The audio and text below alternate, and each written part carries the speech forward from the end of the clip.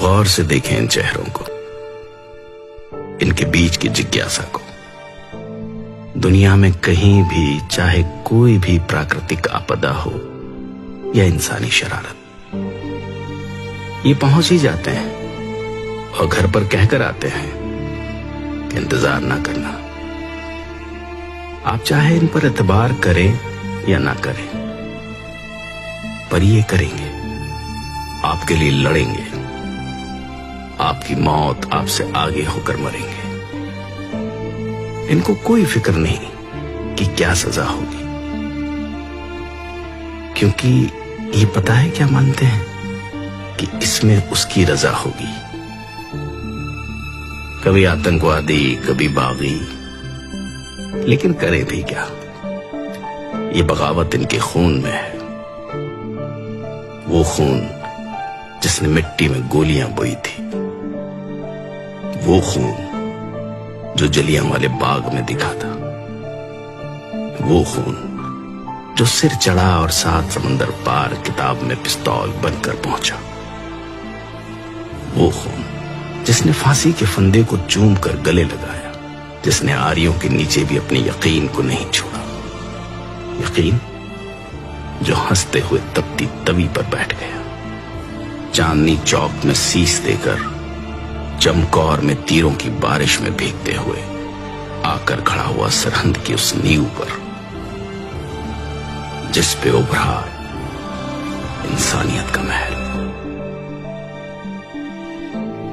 आइए जरा देखें तो सही, ये जो बीते कुछ समय से सड़कों पर घूम रहे हैं, ये असल में हैं कौन? इन माताओं की इतनी कौन सी मजबूरी थी कि वो भी साथ चल पड़ी? ये मजबूरी इनके जागते जमीर की है, इनकी पवित्र कोख की है, जिनमें से दुनिया के तमाम योद्धाओं ने जन्म लिया। भला ये घर पर कैसे रह सकती थी? इन्हीं में से जन्मे थे आनंदपुर की धरती से सिर मांगने वाले और सिर देने वाले। इन्हीं में से जन्मे वो योद्धा जो पैदा तो अलग अलग गर्भ से हुए, लेकिन आखिर में अपनी सबसे प्यारी मां धरती की कोख में समा गए। ये वही हैं जो रक्षा करते हैं,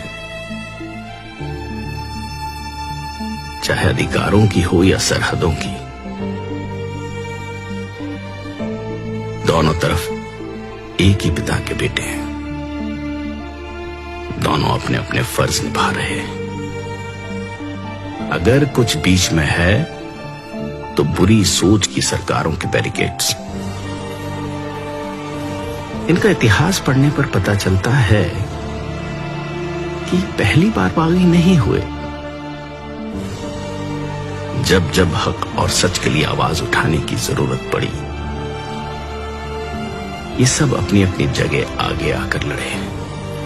ये लोग जिनकी भाषा, पहरावा, त्योहार और संस्कृति तो अलग हो सकती है, लेकिन अंदर की आग एक ही है, एक अच्छे देश के निर्माण का सपना, जिनका सबसे पहला धर्म हो इंसानियत। ये वही है जो मौत को सामने देखकर हंस हंस कर जयकारे लगाते हैं।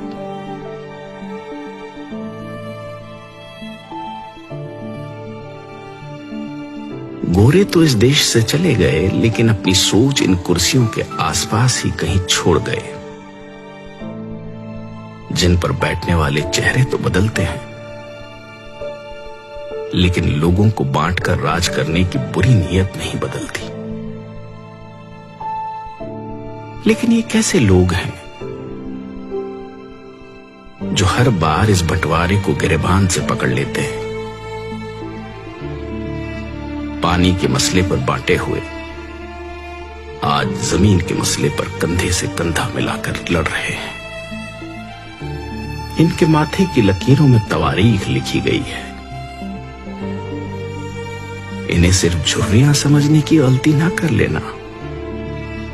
इन आंखों ने अपने हाथों से तैयार कर बेटों को मौत की बारात भेजा है।